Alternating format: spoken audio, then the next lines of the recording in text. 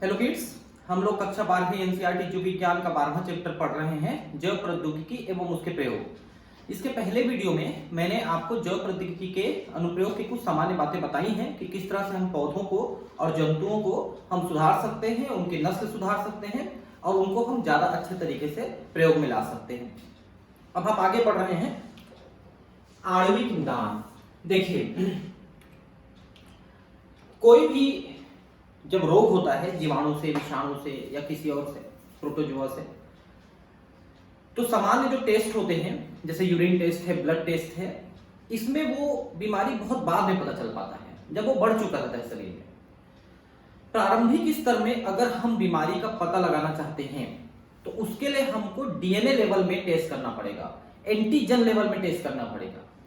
उसमें जैव प्रौद्योगिकी एक बहुत महत्वपूर्ण भूमिका निभाता है। जैसे कि आप सुने होंगे एचआईवी के टेस्ट के लिए शुरू में एलाइजा करते हैं और बाद में पीसीआर करते हैं।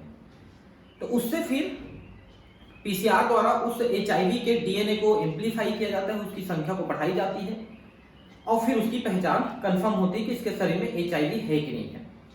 तो इसी तरह से बाकी रोगों की पहचान करने में भी जैव प्रौद्योगिकी की जो तकनीक है वो काफी महत्वपूर्ण भूमिका निभाते हैं। आप जानते हैं कि रोग के प्रभावी उपचार के लिए उसकी प्रारंभिक पहचान व उसके रोग क्रिया विज्ञान को समझना अति आवश्यक है। रोग जितना जल्दी पकड़ में आ जाएगा उतना जल्दी आसानी से वो क्योर हो सकता है। उपचार की परंपरागत विधियों, सीरम व मूत्र विश्लेषण आदि का प्रयोग करते हुए रोग का प्रारंभ में पता लगाना संभव नहीं है। ठीक है, जैसा मैंने कहा ब्लड और यूरिन टेस्ट से शुरू में नहीं पता चलता है, लेकिन पुनर्योगज डीएनए प्रौद्योगिकी यानी आरडीएनए टेक्नोलॉजी, पॉलीमरेज श्रृंखला अभिक्रिया यानी कि पॉलीमरेज चेन रिएक्शन यानी पीसीआर व एंजाइम संलग्न प्रतिरक्षा शोषक आमापन यानी एलाइजा। एलाइजा का मतलब है एंजाइम लिंक्ड इम्यूनोसॉर्बेंट एसे, इसका पूरा नाम है। ये कुछ ऐसी तकनीकें हैं जिनके द्वारा रोग की प्रारंभिक पहचान की जा सकती है शुरू में ही। जैसे मान लो किसी व्यक्ति ने कुछ ऐसी गलती कर दी कि उसको लगता है कि उसको एचआईवी हो सकता है, तो बहुत शुरू में अगर एचआईवी की पहचान हो जाए तो उसकी जिंदगी को बढ़ाया जा सकता है, ठीक नहीं किया जा सकता। एचआईवी का कोई इलाज नहीं है, लेकिन एचआईवी की वृद्धि को शरीर में धीमा किया जा सकता है। तो जो व्यक्ति 1 साल, 2 साल, 3 साल में मरने वाला था वो 5 साल, 7 साल, 10 साल जी सकता है। वैसी कैंसर की पहचान है, अगर वो समय से हो जाए, ग्रेड 1, 2 में हो जाए तो उसका भी क्योर संभव है। तो हम पहले पहचान करना चाहते हैं इन विधियों के द्वारा। रोगजनक जीवाणु, विषाणु आदि की उपस्थिति का सामान्यतः तब पता चलता है जब उसके द्वारा उत्पन्न रोग के लक्षण दिखाई देने लगते हैं। सामान्यतः लोग जो है अपना टेस्ट कराने, अपना चेकअप कराने तभी जाते हैं जब उनको कोई समस्या शुरू होती है। उस समय तक रोगजनक की संख्या शरीर में पहले से काफी अधिक हो चुकी रहती है। अब उसको खत्म करना और क्योर करना मुश्किल काम हो जाता है। जब बहुत कम संख्या में जीवाणु या विषाणु उस समय जब रोग के लक्षण स्पष्ट नहीं दिखाई देते हैं तब उनकी पहचान पीसीआर द्वारा उनके न्यूक्लिक अम्ल के प्रवर्धन द्वारा कर सकते हैं। ठीक है, अब बात यह है भाई कि कोई बीमार नहीं है, नहीं पता चल रहा है तो क्यों चेकअप कराने जाएगा। समस्या यहां पर खड़ी होती है। आप पीसीआर करा के प्रारंभिक अवस्था में पता कर सकते हो, लेकिन जनरली लोग ऐसा नहीं करते, उनको पता ही नहीं चलता कि कोई प्रॉब्लम हुई है। क्या तुम बता सकते हो कि पीसीआर द्वारा डीएनए की बहुत कम मात्रा को पहचान कैसे की जाती है? पॉलीमरेज चेन रिएक्शन मैंने पढ़ाया है आपको, जिसमें हमने ये देखा है कि उस मशीन के द्वारा हम किसी 1-2 डीएनए को ही एम्प्लीफाई करके उसकी संख्या को ज्यादा करके अपन चेक कर सकते हैं। क्योंकि अगर एक भी डीएनए आपको मिल जाए तो आप उसकी संख्या को बढ़ा करके ये कंफर्म कर सकते हो कि ये डीएनए किसी वायरस या जीवाणु का है। इस तरह से आप पहचान कर सकते हैं। संदेहास्पद एड्स रोगियों में एचआईवी की पहचान हेतु पीसीआर आजकल सामान्यतः उपयोग में लाया जा रहा है। लेकिन वही बात है कि एचआईवी का टेस्ट कौन कराएगा? जिसको कोई प्रॉब्लम होगी शुरुआत में, तब तक भी लेट हो चुका रहता है। उसका उपयोग संदेहास्पद कैंसर रोगियों की जीन में होने वाले उत्परिवर्तनों को पता लगाने में भी किया जा रहा है, क्योंकि जीन में कोई उत्परिवर्तन होगा तभी कैंसर पैदा होगा। कैंसर है क्या चीज? कोशिकाओं की अनियंत्रित वृद्धि है। कोशिकाएं अनियंत्रित तरीके से डिवीजन करने लगती हैं और उनके डिवीजन अनियंत्रित होने के कारण जीन होता है, जीन का कंट्रोल हट जाता है, उसमें उत्परिवर्तन हो जाता है, बदलाव हो जाता है, उसके कारण से कैंसर की जो प्रॉब्लम है शुरू होती है। तो अगर हम उस उत्परिवर्तन को पहले पकड़ लें तो उस पर अपन कुछ काम कर सकते हैं, उस डीएनए को करेक्ट करने के लिए। हालांकि ऐसा होता नहीं, अभी तक कोई तकनीक नहीं है कि डीएनए को हम करेक्ट कर सकें। हम कैंसर का निदान कर सकते हैं, जो कोशिकाएं बिगड़ गई हैं उनको मार सकते हैं अपन, ये काम हो सकता है। लेकिन उस परिवर्तन को ठीक करना अभी तक तो पॉसिबल नहीं है 2021 में। यह एक उपयोगी तकनीक है जिसके द्वारा बहुत सारी दूसरे अनुवांशिक दोषों की पहचान की जा सकती है। और भी बहुत सारे अनुवांशिक दोष हो सकते हैं जिनकी पहचान इसमें अपन कर सकते हैं, जैसे फिनाइलकीटोन्यूरिया है, कैप्टोन्यूरिया है, सिकल सेल एनीमिया है, जो जीन लेवल में गड़बड़ी होती है उनकी पहचान कर सकते हैं। डीएनए या आरएनए की एकल श्रृंखला से एक विकिरण सक्रिय अणु संपरीक्षित्र जुड़कर कोशिकाओं के क्लोन में अपने पूरक डीएनए से संकरित होते हैं। ठीक है, जो बैक्टीरिया वायरस हैं वो अपने डीएनए को पोषक कोशिका के डीएनए से जोड़ देते हैं और फिर वो अपनी कॉपी तैयार करते हैं, इसलिए वो तेजी से वृद्धि करते हैं, जिसे बाद में स्वविकर्णी चित्रण ऑटो रेडियोग्राफी द्वारा पहचानते हैं। ऑटो रेडियोग्राफी में हम क्या करते हैं, हम कोई ऐसा संपूरक जीन या डीएनए अपन उसको पहचानना चाहते हैं अगर, तो किसी ट्रेसर एलिमेंट को जो विकिरण उत्पन्न करता है, जो उसे जुड़ सकता है उस डिफेक्टिव जीन से, उसका हम प्रयोग करते हैं और उससे निकलने वाले एक्स किरणों को अल्फा बीटा गामा किरणों को हम पहचानते हैं कि कहां पर जुड़ा है वो, क्योंकि वो डिफेक्टिव जीन में ही जुड़ता है। क्लोन, जिसमें उत्परिवर्तित जीन मिलते हैं, छायाचित्र पटल फोटोग्राफिक फिल्म पर दिखाई नहीं देते क्योंकि संपरीक्षित प्रोब व उत्परिवर्तित जीन आपस में एक दूसरे के पूरक नहीं होते। जो उत्परिवर्तित जीन है और जो प्रोब है, प्रोब का मतलब क्या है कि जिसको हमने प्रयोग किया है पहचानने के लिए, ऐसे डीएनए अणु जिसको हम पहचानने के लिए प्रयोग कर रहे हैं। ठीक है,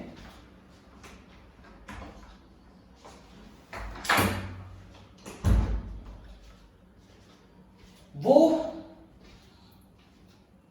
और उत्परिवर्तित जीन आपस में एक दूसरे के पूरक नहीं होते क्योंकि हमने करेक्ट जीन के लिए डीएनए डाला है उसको जोड़ने के लिए।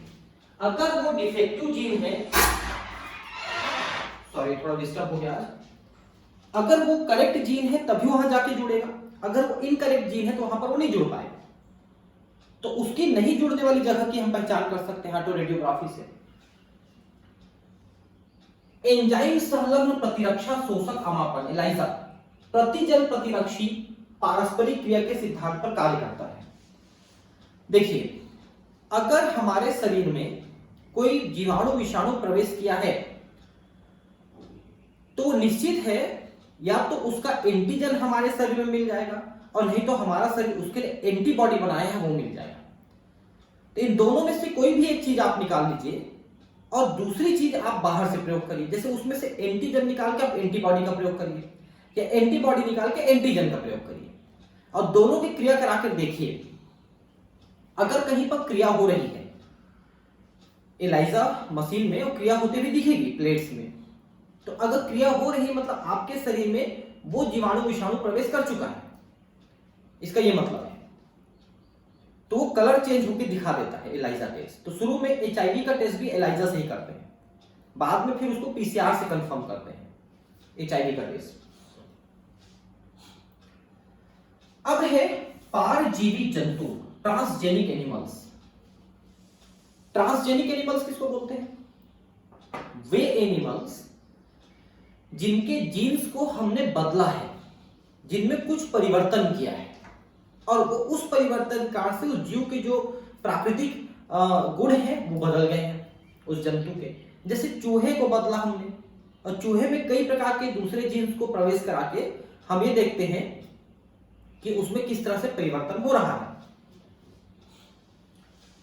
ऐसे जंतु जिनके डीएनए में परिचालन द्वारा एक अतिरिक्त जीन व्यवस्थित होता है जो अपना लक्षण व्यक्त करता है उसे पारजीवी जंतु कहते हैं, जिसमें हम बाहर से कोई जीन प्रवेश करा करके उसमें कोई परिवर्तन लाते हैं। परजीवी चूहे, खरगोश, सुअर, भेड़, गाय, मछलियां आदि पैदा हो चुके हैं, उसके बावजूद उपस्थित परजीवी जंतुओं में 95% से अधिक चूहे हैं। मतलब जितने भी एक्सपेरिमेंट हमने किए हैं उनमें चूहों पे सबसे ज्यादा प्रयोग हुआ है। इसके अलावा एक परजीवी जंतु मैं आपको बताता हूं। ये जो मकड़ी होता है, ये जो जाल बुनती है, मकड़ी होती है, जाल बुनती है, सब फीमेल है, मकड़ी जाल बुनती है जिस प्रोटीन का प्रयोग करके, तो वो जो जाल बनाने वाली प्रोटीन है उसके जीन्स को मकड़ी से निकाल के हमने बकरी में डाला है और बकरी के दूध में वो प्रोटीन आने लगा। अब उस प्रोटीन का उपयोग क्या है? वो प्रोटीन बहुत मजबूत प्रोटीन बनाता है, मतलब वो तार बनाता है, वायर बनाता है, जिससे बुलेट प्रूफ जैकेट बन जाते हैं उस प्रोटीन से। क्योंकि ये जो मकड़ी का जाल होता है आप देखे होंगे काफी इलास्टिक और काफी मजबूत होती है, जल्दी टूटती नहीं है, आप ऐसे खींचते रहते हो नहीं टूटता है, कई बार देखना। तो इसलिए उसका प्रयोग हमने इस तरह से किया। तो बकरी भी ट्रांसजेनिक एनिमल हो गई जिसमें हमने उस जीन को डाला है। तो पौधों में भी है और जंतुओं में भी इस तरह की प्रक्रियाएं होती है। इस तरह के परिवर्तन से मानव को क्या लाभ है, अब हम कुछ सामान्य कारणों का पता करेंगे। तो हम किसी एक प्रकार के जीव जंतु से जीन को निकाल के दूसरे प्रकार के जंतु में प्रवेश करा करके उसमें हम लोग कुछ बढ़िया परिवर्तन कर सकते हैं। ठीक है, जैसे मान लो गाय है, तो गाय के दूध में जो प्रोटीन है, एल्बुमिन प्रोटीन है, ग्लोब्युलिन प्रोटीन है, इनकी मात्रा को बढ़ाने के लिए हम गाय में कुछ अतिरिक्त जीन डाल दें तो गाय में वो प्रोटीन ज्यादा बनने लगेगी, जो मानव के शिशु के लिए, बच्चों के लिए ज्यादा पोषक तत्व उपलब्ध करा पाएगी। तो इस तरह से हम किसी जंतु में परिवर्तन करा के जीन डाल करके हम उसमें कुछ लाभकारी उपयोग हम उसका कर सकते हैं। पहला, सामान्य शरीर क्रिया व विकास। परजीवी जंतुओं का निर्माण विशेष रूप से इस प्रकार किया जाता है जिनमें जीनों के नियंत्रण व इनका शरीर के विकास व सामान्य कार्यों पर पड़ने वाले प्रभावों का अध्ययन किया जा सकता है। मतलब यह है कि कोई जीन क्या काम करता है, इसका हम प्रयोग इस तरह से कर सकते हैं कि उसे किसी जीव जंतु में डाल दें और वो जीन किस तरह से काम करता है यह हमको पता चलेगा। उदाहरण, विकास में भागीदार जटिल कारकों जैसे इंसुलिन की तरह विकास कारक का अध्ययन। जैसे शरीर को विकसित करने के लिए सोमेटोट्रोपिक हार्मोन बनता है, तो उस हार्मोन को बनाने वाले जीन की पहचान करने पर और उस जीन को हम किसी बैक्टीरिया में डाल दें या किसी दूसरे जीव जंतु में डाल दें तो वो हार्मोन बनाने लगेगा। तो उसका हम प्रभाव का अध्ययन कर सकते हैं कि किस तरह से वो विकास कर सकता है शरीर का। दूसरी जाति के जीन्स को प्रवेश कराने के उपरांत उपरोक्त कारकों के निर्माण में होने वाले परिवर्तनों से होने वाले जैविक प्रभाव का अध्ययन तथा कारकों की शरीर में जैविक भूमिका के बारे में सूचना मिलती है। भाई हमको पता है कि चूहा जो है इस तरह का चूहा है, अब उसकी अगली पीढ़ी में हमने कोई अतिरिक्त जीन बाहर से डाल दिया दूसरे जीव जंतु का, तो निश्चित है कि वो जो अगली पीढ़ी पैदा हो रही है कुछ अलग पैदा होगी। तो वो जो बदलाव आएगा उससे हमको ये पता चलेगा कि जो जीन हमने उसमें भेजा है वो क्या काम करता है, क्योंकि वो बदलाव उसी जीन कारण से है, नहीं तो वो अपने पेरेंट जैसा दिखता, अपने माँ बाप जैसा दिखता वो चूहा ऐसा। तो हम किसी जंतु में जीन के निश्चित प्रभाव को जानने के लिए हम ट्रांसजेनिक एनिमल का निर्माण करते हैं। दूसरा, रोगों का अध्ययन। अनेकों परजीवी जंतु इस प्रकार निर्मित किए जाते हैं जिनसे रोग के विकास में जीन की भूमिका क्या होती है इसका हमको पता चल पाता है। क्योंकि आपको मैंने पहले भी बताया है कि किसी व्यक्ति को जो रोग होता है, चाहे वो आनुवांशिक रोग है या अनुवांशिक रोग है, मतलब नहीं है अनुवांशिक रोग, ऐसा, ये दोनों ही रोग जीन्स के कारण से होते हैं। हमारे जीन्स में, हमारी कोशिकाओं में ऐसे डीएनए होते हैं जो प्रवेश करने वाले जीवाणु विषाणु की सहायता करते हैं, कुछ ऐसे प्रोटीन बना देते हैं जो उनकी सहायता करते हैं। तो मान लो अगर हम उन जीवाणु विषाणु की पहचान कर लें, सॉरी उन जीन्स की पहचान कर लें जो ये प्रोटीन बनाते हैं, और हम उन जीन को साइलेंट कर सकें, तो वो रोग नहीं होगा। यही कारण है कि एक ही घर में कई लोग रहते हैं, लेकिन कोई एक चीज का बीमार रहता है, कोई दूसरी चीज के से बीमार रहता है, क्योंकि उनके शरीर में वो जीन्स हैं जो उनकी सहायता कर रहे हैं। उनकी रोग प्रतिरोधक क्षमता इसी बात पर निर्भर करती है। यह विशिष्ट रूप से निर्मित है जो मानव रोगों के लिए नमूने के रूप में प्रयोग किए जाते हैं, ताकि रोगों के नए उपचारों का अध्ययन हो सके। तो ऐसे जीन्स का अध्ययन करने के लिए हम उन जीन्स को दूसरे जंतुओं में डाल के एक्सपेरिमेंट करते हैं, और वो जंतु में क्या कैसे वो रोग हो रहा है उसका अध्ययन कर लेते हैं, ताकि हमको ये पता चले कि कौन सा जीन क्या रोग उत्पन्न करता है। वर्तमान समय में मानव रोगों जैसे कैंसर, फूटी रेशा सिस्टिक फाइब्रोसिस, देखिए कैंसर तो आप जानते हैं, सिस्टिक फाइब्रोसिस एक अनुवांशिक रोग है जिसमें अग्नाशय जो है पैंक्रियास, वो पैंक्रियाटिक जूस की जगह म्यूकस बनाने लगता है, श्लेष्म बनाने लगता है, और वो छोटी आंत में पहुंच के हमारे पूरे डाइजेशन को डिस्टर्ब कर सकता है। बच्चों को शुरू में ही हो जाता है क्योंकि अनुवांशिक रोग है, तो दिक्कतें वहीं पर शुरू हो जाती हैं जैसे ही बच्चा पैदा होता है। ठीक है। रूमेटॉइड संधि शोथ, जिसको हम रूमेटॉइड आर्थराइटिस कहते हैं, इसमें जो शरीर के जोड़ होते हैं उनमें जो मतलब इस तरह से जोड़ है, जैसे ये जोड़ है, ठीक है, तो इसमें जो द्रव भरा है ना, वो द्रव थोड़ा सा सूख जाता है, और वहां पर जो झिल्लियां हैं उसमें छोटे छोटे कण बन जाते हैं, पार्टिकल्स, और उन कणों के कारण से जोड़ जो है ऐसे घिसने लगता है। अब सोचिए कि रेत डाल दिया जाए बीच में तो क्या हाल होगा, बस वैसे ही लगता है। उनको पेनस पार्टिकल्स कहते हैं, और जोड़ जो है बिल्कुल घिस घिस करके खत्म होने लगता है। एल्जाइमर रोग दिमागी रोग है, यह भी अनुवांशिक है, और इसमें जो है तंत्रिकाएं धीरे धीरे नष्ट होने लगती हैं, और व्यक्ति की याददाश्त कमजोर होने लगती है, एकदम से हाथ पैर कंपने लगते हैं। यह भी एक प्रकार का अनुवांशिक रोग ही है, एल्जाइमर। तो इन सब की पहचान अगर हम करना चाहते हैं तो इनके जीन्स जो हैं उनको किसी दूसरे जंतु में प्रवेश करा के हम इसकी मतलब इसके क्रियाविधि के बारे में समझ सकते हैं, कि कब कैसे काम करता है कि ये रोग होता है, इस चीज को जान सकते हैं। ठीक है। अब है जैविक उत्पाद। देखिए बहुत सारे ऐसी दवाइयां हम बनाते हैं जो जीव जंतुओं की सहायता से बनाते हैं और उनका हम प्रयोग करते हैं। तो जैविक उत्पाद यही है कि हम रासायनिक तरीके से ना बना करके जैविक तरीके से बनाएं, मतलब जीव जंतुओं के प्रयोग करके बनाएं, और उससे वो दवाइयां जो बनती हैं वो ज्यादा अच्छी क्वालिटी की बनती है, और उनका जो साइड इफेक्ट है, जो नुकसान है, वो शरीर में कम से कम होता है। इनको हम कहते हैं जैविक उत्पाद। और भी बहुत सारी चीजें हैं, जैसे खाने पीने की चीजें हैं, खाद्य पदार्थ है, वो भी जैविक उत्पाद के रूप में हम बनाते हैं। कुछ मानव रोगों के उपचार के लिए औषधि की आवश्यकता होती है जो जैविक उत्पाद से बनी होती है, बहुत सारी दवाइयां। ऐसे उत्पादों को बनाना अक्सर बहुत महंगा होता है।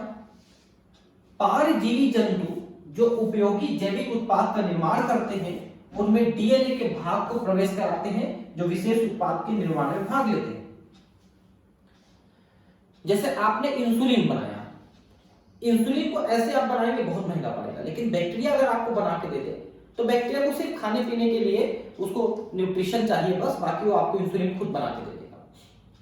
तो आपको ये इंसुलिन बहुत सस्ता पड़ेगा। बस ऐसे ही करते हैं, वही बना रहे हैं इंसुलिन। जैसे कि मानव प्रोटीन है अल्फा 1 एंटीट्रिप्सिन का उपयोग एम्फीसीमा के निदान में होता है। एम्फीसीमा ये क्या होता है? लंग की बीमारी है। इसमें लंग के जो कुपिकाएं हैं वो फ्यूज हो जाती हैं, जुड़ जाती हैं, उसके एम्फीसीमा कहते हैं। ज्यादातर जो सिगरेट पीते हैं उन लोगों में ये समस्या होती है। तो उसके इलाज के लिए एक दवाई बनाई जाती है अल्फा 1 एंटीट्रिप्सिन। इस दवाई की सहायता से हम लोग इस बीमारी को ठीक कर सकते हैं, एम्फाइसीमा बीमारी को। ठीक उसी तरह का प्रयास फिनाइल कीटोन्यूरिया व पुटी रेशामयता के निदान हेतु किया जा सकता है। फिनाइल कीटोन्यूरिया, इसके बारे में जेनेटिक्स के चैप्टर में हम काफी डिटेल पढ़े हैं। इसमें फिनाइल कीटोन निकलता है यूरिन से। उसके बाद एल्केप्टोन्यूरिया भी इसी तरह की एक बीमारी होती है जिसमें एल्केप्टॉन निकलता है यूरिन से। ये सब अनुवांशिक रोग हैं। और ये मैंने अभी सिस्टिक फाइब्रोसिस भी बताया है आपको। वर्ष 1977 में सर्वप्रथम परजीवी गाय रोजी मानव प्रोटीन संपन्न दूध 2.4 ग्राम प्रति लीटर प्राप्त किया गया रोजी में। ये बहुत सारे प्रिंट मिस्टेक है भाई इसमें, एनसीईआरटी हिंदी मीडियम में, कोई बात नहीं है, अपन इसको सुधार के पढ़ेंगे। रोजी नाम की गाय बनाई गई और इस गाय की विशेषता है कि इसके दूध में प्रोटीन अधिक है, 2.4 ग्राम, नहीं तो जो वास्तव में प्रोटीन होता है वो 1.5 ग्राम के आसपास होता है। अब उसमें करीब करीब 1 ग्राम बढ़ा दिया गया, तो ये मानव शिशु के लिए बहुत उपयोगी दूध हो गया, काफी अच्छी क्वालिटी का हो गया। अगर ये मानव के बच्चों को दिया जाए तो उनको कम दूध मिलेगा, तब भी वो काफी पोषण उनको मिल सकता है। इस दूध में मानव अल्फा लैक्टेल्बुमिन मिलता है, जो मानव शिशु है तो अत्यधिक संतुलित पोषक तत्व है, जो साधारण गाय के दूध में नहीं मिलता है। ठीक है, ये प्रॉब्लम का सॉल्यूशन है। जो कम पोषण मतलब कुपोषित जो बच्चे हैं उनको अगर हम ये दूध पिलाएं तो उनको ज्यादा पोषण मिल सकता है। लेकिन विडंबना ये है कि जो गरीब समझते हैं अपने आप को, वो गरीब नहीं है, थोड़ा बस मनी मैनेजमेंट कर लेगा तो उनके घर में सब चीजों को खाने पीने की व्यवस्था हो सकती है। अनावश्यक खर्चों को रोकना चाहिए, दारू पीना रोकना चाहिए, तब वो अच्छी पोषण प्राप्त कर सकते हैं। फिर भी अगर हम सहायता करना चाहें तो ऐसे गायों का उपयोग करके हम ऐसे बच्चों की सहायता कर सकते हैं। टीका सुरक्षा, देखिए टीका आप जानते हैं क्या चीज होता है, वैक्सीन। वैक्सीन का निर्माण पहले बैक्टीरिया को ही या वायरस को ही कमजोर करके मार के किया जाता था, फिर उसमें से एंटीजन निकाल के प्रयोग किया जाने लगा। अब इन टीकों का निर्माण हम अनुवांशिक तरीके से करने लग गए। कैसे करने लगे आप समझिए ध्यान से। जैसे कि मान लो ये कोई जीवाणु है, ये कोई रोग उत्पन्न करता है, तो इस जीवाणु में जो एंटीजन है उसके कारण से हम लोगों को रोग होता है। हम इस एंटीजन की थोड़ी मात्रा शरीर में पहले ही डालना चाहते हैं ताकि शरीर पहले से ही उसके लिए एंटीबॉडी बना के रख ले और फार्मूला बना के रख ले, जिससे जब कोई ज्यादा बैक्टीरिया आ जाए शरीर में तो हम उसको मार सकें, क्योंकि एंटीबॉडी बनने में समय लगता है। टीके का यही सिद्धांत है कि पहले से एंटीबॉडी बना लो, पहले से बैक्टीरिया वायरस थोड़ी मात्रा में डाल दो और वो वृद्धि ना कर सके और हमारे शरीर में एंटीबॉडी बना सके। तो पहले वही बैक्टीरिया को वायरस को मार के डालते थे, उनके एंटीजन को निकाल के डालते थे। अब हम क्या करते हैं कि इस बैक्टीरिया के जीन का प्रयोग हम करते हैं किसी दूसरे बैक्टीरिया में, किसी दूसरे जीव में, और उस जीन के द्वारा बड़ी मात्रा में टॉक्सिन बना लेते हैं, बड़ी मात्रा में वो एंटीजन बना लेते हैं, जिससे हम बीमार हो सकते हैं। फिर उसी एंटीजन की थोड़ी थोड़ी मात्रा हम लोग रक्त में देते हैं किसी बच्चे को, तो एंटीजन की थोड़ी मात्रा से तो बीमार नहीं होगा, लेकिन उसका शरीर उस एंटीजन के लिए एंटीबॉडी का निर्माण जरूर करेगा और वो फार्मूला बना के रख देगा। और उसका फायदा ये होगा कि फ्यूचर में कभी भी उसको वो बीमारी नहीं हो पाएगी अगर वो एंटीबॉडी बना के रख दिया है तो। टीकों का मानव पर प्रयोग करने से पहले टीके की सुरक्षा जांच के लिए परजीवी चूहों को विकसित किया गया है। तो पहले हम चूहों में टीकों का उपयोग करके देखते हैं कि उसका कितना प्रभाव है। उसके बाद थोड़े बड़े जीवों में जाते हैं, जैसे बंदर है, खरगोश है, इन लोगों में, फिर मानव में प्रयोग आखिरी में करते हैं। पोलियो टीका की सुरक्षा जांच के लिए परजीवी चूहों का उपयोग किया जा चुका है। अब ये बताएगा नहीं, मैं आपको बता रहा हूं। पोलियो के टीके को बनाने में इतनी जल्दबाजी की गई थी कि शुरू में वो टीका बच्चों को बीमार कर दिया, बच्चों को पोलियो हो गया। वो सुरक्षित नहीं था। 18 करोड़ बच्चों को पूरी दुनिया में उस टीके से पोलियो हुआ था और विकलांग हुए थे। वही काम अभी कोरोना के लिए किया जा रहा था। वो तो ठीक है कि सुरक्षित ढंग से आज हमारे पास ज्यादा बेहतर तकनीकें हैं, तो हम ज्यादा सुरक्षित टीके का निर्माण कर पाए और आज वो सुरक्षित है। नहीं तो उस टीके के निर्माण में पूरे देश जो हैं, ज्यादातर जो देश हैं वो यही कर रहे थे। वो तो भारत ने सही ढंग से टीका बना दिया और भारत को उपलब्ध हो गया, दूसरे देशों को भी। नहीं तो ये बहुत खतरनाक तरीके से आने वाले थे टीके जो चीन वगैरह से आते हैं। यदि उपरोक्त प्रयोग सफल व विश्वसनीय पाए गए तो टीका सुरक्षा जांच के लिए बंदर के स्थान पर पारगिरी चूहों का प्रयोग किया जा सकेगा। भाई चूहे में अगर हम मानव के ऐसे जीन्स को डाल दें जो उस टीके के रिएक्शन को बता सके तो चूहे में ही हम प्रयोग कर सकते हैं पहले। नहीं तो हम बंदरों में प्रयोग करने के लिए मजबूर हैं, बंदर बेचारे मारे जाते हैं उससे। हालांकि आजकल कोई भी एक्सपेरिमेंट एनिमल्स में करने के लिए बहुत डिफिकल्टीज है। मतलब एथिकल कमेटी होती है जो देश विदेश में बैठे हुए हैं, वो लोग नहीं करने देते हैं आजकल प्रयोग, बहुत मुश्किल से प्रयोग करने देते हैं। फिर भी कहीं ना कहीं तो अनुमति मिलती है, लोग करते ही हैं। बहुत बड़े बड़े जो लेबोरेटरीज हैं उनको अनुमति दी जाती है तो करते ही हैं। लेकिन स्कूल कॉलेजों में, यूनिवर्सिटीज में, छोटे छोटे में ये सब एक्सपेरिमेंट होते थे, डिसेक्शन होता था, वो सब बंद कर दिया गया है।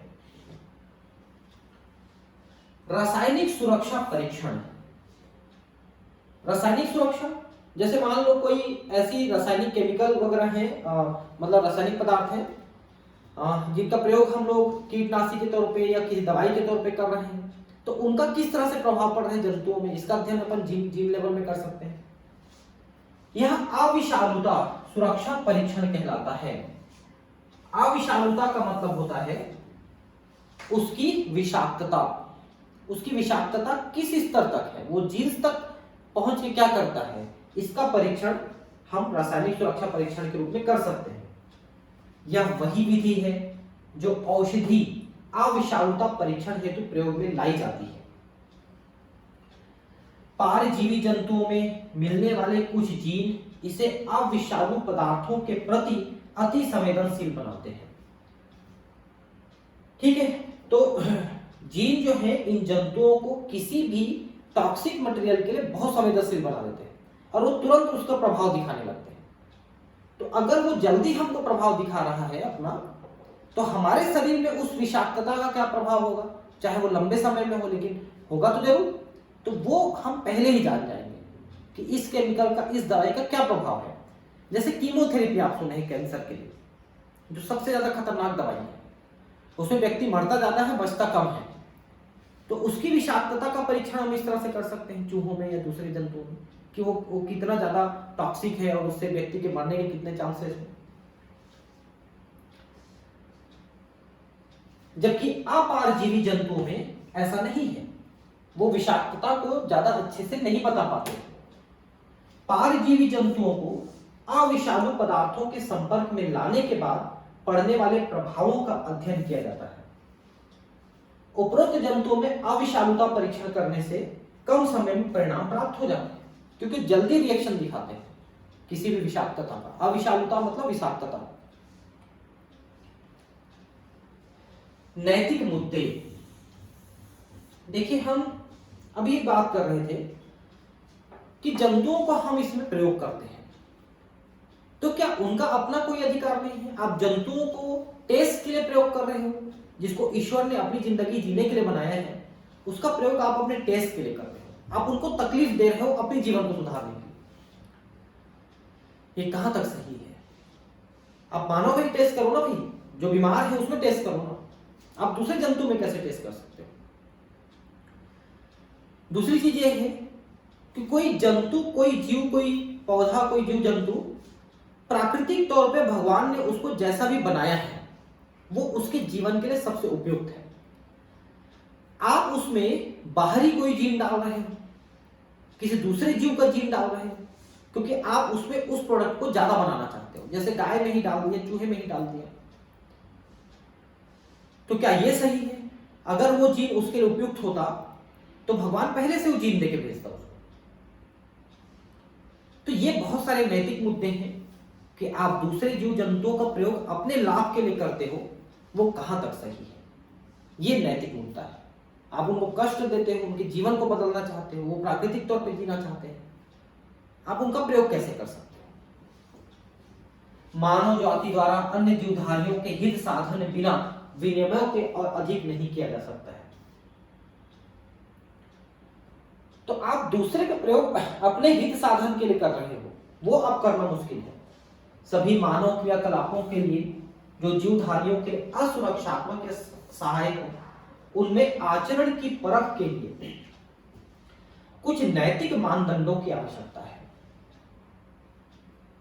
ठीक है, आप कितना तकलीफ दे रहे हो उसके लिए कोई नियम कानून होना चाहिए, और नियम एक ही होना चाहिए कि किसी भी जीव का आप प्रयोग नहीं कर सकते। जाइए अपने ढंग से, प्राकृतिक ढंग से करिए, देसी गाय का प्रयोग करिए, देसी बकरी का प्रयोग करिए, देसी खाना खाइए, और आप कोई बदलाव मत करिए। बस ये नियम होना चाहिए, और उसी से व्यक्ति ज्यादा अच्छे तरीके से जी सकता है। आप खुद कंपेयर करिए, आप अपने बुजुर्गों से पूछिए कि आज से 40-50 साल पहले के लोग ज्यादा अच्छे तरीके से जीते थे या आज आप ज्यादा अच्छे तरीके से जी रहे हो। क्या आपका जीवन ज्यादा सुखमय है? आप पूछिए उनसे, आपको पता चलेगा कि आपने इतनी तरक्की तो कर ली, इतने दिखा तो दिए, लेकिन आपका जीवन ज्यादा कष्टमय हो गया। आज हर घर में कैंसर के पेशेंट हैं, हर घर में कोई बड़ी बीमारी है लोगों को। क्या मतलब है ऐसे विकास का, है ना। ऐसे मुद्दों में नैतिकता से इनमें जैव वैज्ञानिक महत्व भी है। जीवों के आनुवांशिक रूपांतरण के तब अप्रत्याशित परिणाम निकल सकते हैं जब ऐसे जीवों की पारिस्थितिक तंत्र में सन्निविष्ट कराया जाए। ठीक है, अब आपने किसी जीव को बदल दिया, आप उसको लेबोरेटरी तक सीमित रखें, तो पहली बात तो आपने उसके साथ बहुत अन्याय किया। आप उसके प्राकृतिक आवास से उठा करके आप अपने जेल में रख दिए। दूसरा कि मान लो आप उसको परिवर्तित करा के फिर से प्राकृतिक आवास में छोड़ दोगे, तो वो तो बदला हुआ जीव है ना, अपनी प्रजाति से अलग दिख रहा है ना, वो तो अलग हो गया ना थोड़ा सा। फिर वो उसका क्या परिणाम होगा उस प्रकृति में। जैसे आप गाजर घास को देखिए, गाजर घास आपके घर के आसपास जो खाली जगहों पे उगा हुआ है, गाजर जैसा पौधा दिखता है, जिसको कैरेट ग्रास या कांग्रेस ग्रास भी कहते हैं, उसको देखिए, वो आज आपके लिए कितनी बड़ी समस्या बन गई है।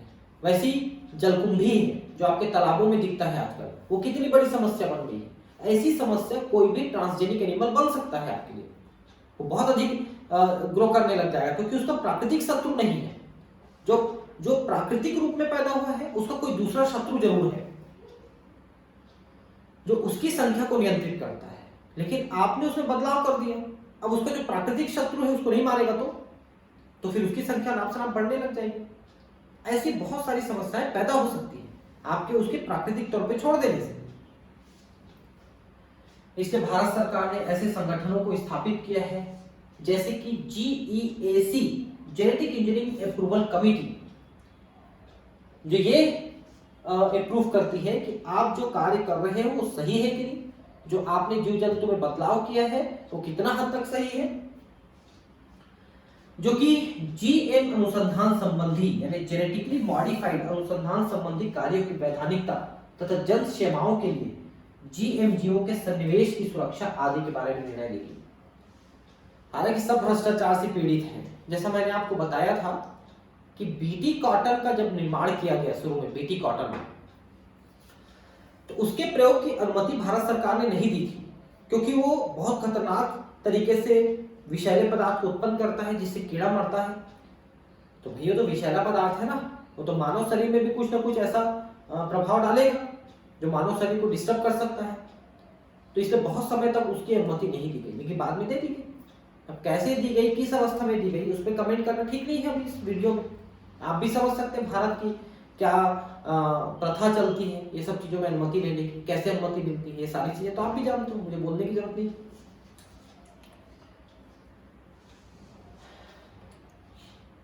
जन सेवा जैसी कि आहार एवं चिकित्सा स्रोतों हेतु जन सेवा में जीवों के रूपांतरण उपयोगिता जो इनके जीवों के लिए अनुमत एकश्व की समस्या उत्पन्न हुई। मतलब ये है कि जो जीव आप बदल दिए वो आपके लिए उपयोगी हुआ तो ठीक है, और अनुपयोगी हुआ तो वो भी एक समस्या पैदा कर सकता है।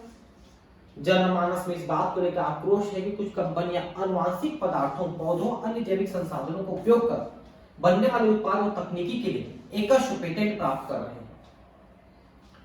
एकस्व यानी पेटेंट। पेटेंट का क्या मतलब होता है? पेटेंट का मतलब होता है एकाधिकार। जैसे मान लो मैं इस पेन को बनाने का पेटेंट ले लेता हूं, तो यह पेन सिर्फ मैं बना सकता हूं।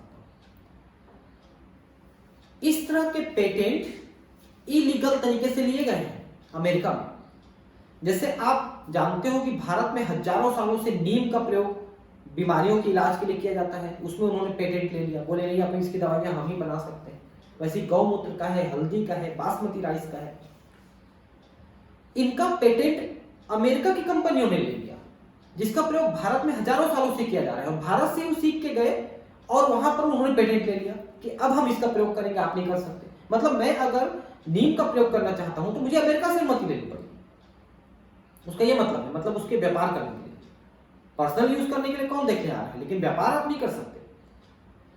या बासमती राइस का पेटेंट ले लिया, मतलब बासमती राइस का वो प्रजाति आप नहीं बेच सकते जो उन्होंने पेटेंट ले लिया, ऐसा।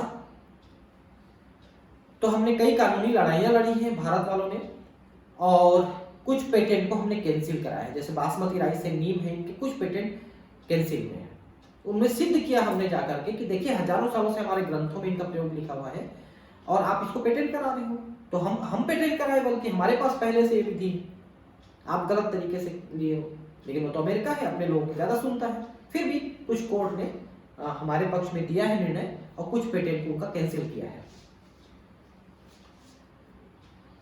जबकि यह बहुत समय पहले से विकसित और पहचानी जा चुकी है और किसान तथा विशेष क्षेत्र देश के लोगों द्वारा इनका उपयोग किया जाता है। जैसे भारत में मैंने कहा, धान एक महत्वपूर्ण खाद्यान्न है जिसके बारे में हजारों वर्ष पूर्व एशिया के कृषि के इतिहास में वर्णन मिलता है। एक अनुमान के अनुसार केवल भारत में धान की लगभग 2 लाख किस्में मिलती है। यह अनुमान है, वैसे तो कलेक्शन 50,000 प्रजातियों का हुआ है, केवल छत्तीसगढ़ में 20,000 प्रजातियों का कलेक्शन हुआ है। भारत में धान की जो विविधता है वह विश्व की सर्वाधिक विविधताओं में से एक है। सबसे ज्यादा प्रकार के धान की स्पीशीज हमारे देश में पाई जाती है। बासमती धान अपनी सुगंध व स्वाद के लिए मशहूर है और इसकी 27 पहचानी गई किस्में भारत में पाई जाती है। 27 किस्में बासमती राइस की केवल भारत में। पुराने ग्रंथों, लोक साहित्यों, कविताओं में बासमती का वर्णन मिलता है, जिसे यह पता चलता है कि यह कई सौ वर्ष पहले से उगाया जाता है। लेकिन 1977 में एक अमेरिकी कंपनी ने बासमती धान पर अमेरिकन एकस्व ट्रेडमार्क कार्यालय द्वारा एकस्व अधिकार प्राप्त कर लिया था। देखिए, पेटेंट हासिल कर लिया उन्होंने, किसको हम ही उगा सकते हैं, हम ही बेच सकते हैं। इससे कंपनी बासमती की नई किस्मों को अमेरिका और विदेशों में बेच सकती थी। बासमती की यह नई किस्म वास्तव में भारतीय किसानों की किस्मों से विकसित की गई। भारतीय किसानों की जो किस्में हैं बासमती की, उसी को इंप्रूव करके उन्होंने अपनी किस्म बना लिया, उसको पेटेंट करा लिया। भारतीय बासमती को अर्धबौनिक किस्मों से संकरण कराकर नई खोज या एक नई उपलब्धि का दावा किया गया। देखिए, उन्होंने कहा कि ये जो चावल हम बनाए हैं ये हमारी प्रोडक्ट है, क्यों? क्योंकि हमने इसको विकसित किया है। जबकि भारतीय बासमती चावल की क्रॉस कराई थी उन्होंने। एकाधिकार के लागू होने के बाद इस एकाधिकार के तहत अन्य लोगों द्वारा बासमती का विक्रय प्रतिबंधित हो सकता था। आप बासमती को फिर नहीं बेच सकते थे क्योंकि एकाधिकार हो जाता उनका। मल्टीनेशनल कंपनियां व दूसरे संगठनों द्वारा किसी राष्ट्र या उससे संबंधित लोगों से बिना व्यवस्थित अनुमोदन व क्षतिपूर्ति भुगतान के जैव संसाधनों का उपयोग करना बायोपायरेसी कहलाता है। जैसे कोई व्यक्ति भारत आया और यहाँ की जड़ी बूटियों को निकाल के ले गया और अपने देश में बेच रहा है, ये भी एक बायोपायरेसी है। और ऐसा होता है, पता है, न सिर्फ जड़ी बूटियों का बल्कि बहुत सारे सब्जी भाजियों का भी इस तरह से प्रयोग होता है। जैसे अमेरिका में, मैं नाम तो नहीं लूंगा, ऐसा सुनने में आया कि एक डॉक्टर है जो भारत से लौकी मंगाता है, ऑर्गेनिक खेती करा के लौकी, और उस लौकी का जूस बना करके पेशेंट को पिलाता है। और लौकी के जूस में बहुत ताकत होती है, ऐसा सुनने में आया है कि बहुत सारी बीमारियां उससे ठीक हो जाती हैं। तो बहुत सारे पेशेंट को उन्होंने लौकी का जूस पिलाना शुरू कर दिया और वो पेशेंट ठीक होने लगे। तो ये भी एक बायोपायरेसी ही है कि आप भारत की किसी चीज को ले जाकर के अपने देश में प्रयोग कर रहे हैं। बिना अनुमति के, और यहाँ के किसान उगा के दे देते हैं उनको।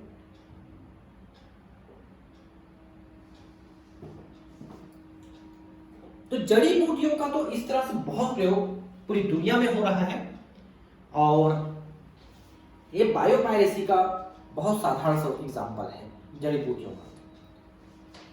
बहुत सारे औद्योगिक राष्ट्र आर्थिक रूप से काफी संपन्न हैं, लेकिन उनके पास जैव विविधता एवं परंपरागत ज्ञान की कमी है।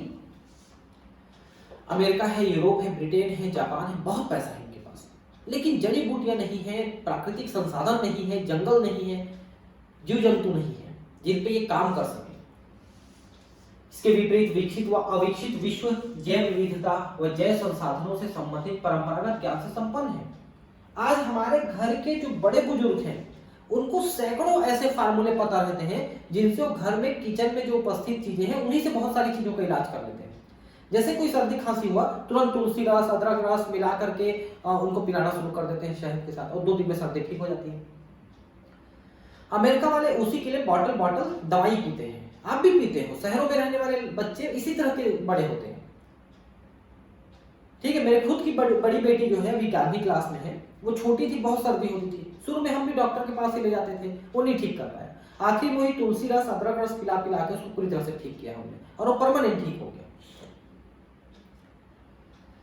ये चीजें उनके पास नहीं है, ये चीजें हमारे पास है, जिनके पास जंगल है। और भारत के वासी बहुत सौभाग्यशाली हैं कि हम लोग ट्रॉपिकल सब ट्रॉपिकल एरिया में आते हैं, जहां बहुत सूर्य का प्रकाश आता है, और बहुत सूर्य के प्रकाश के कारण से बहुत प्रकार के पेड़ पौधे पैदा होते हैं और बहुत प्रकार के जीव जंतु पैदा होते हैं। तो ये जैव विविधता है। पूरे विश्व में 12 ऐसे देश हैं, 12, जिनके पास ऐसी विविधता है जैसे भारत में। भारत उनमें से एक है, भारत है, ब्राजील है, ऐसे। जैव संसाधनों से संबंधित परंपरागत ज्ञान का उपयोग आधुनिक उपयोगों में किया जा सकता है, जिसके फलस्वरूप इनके व्यापारीकरण के दौरान समय, शक्ति व खर्च को बचाया जा सकता है।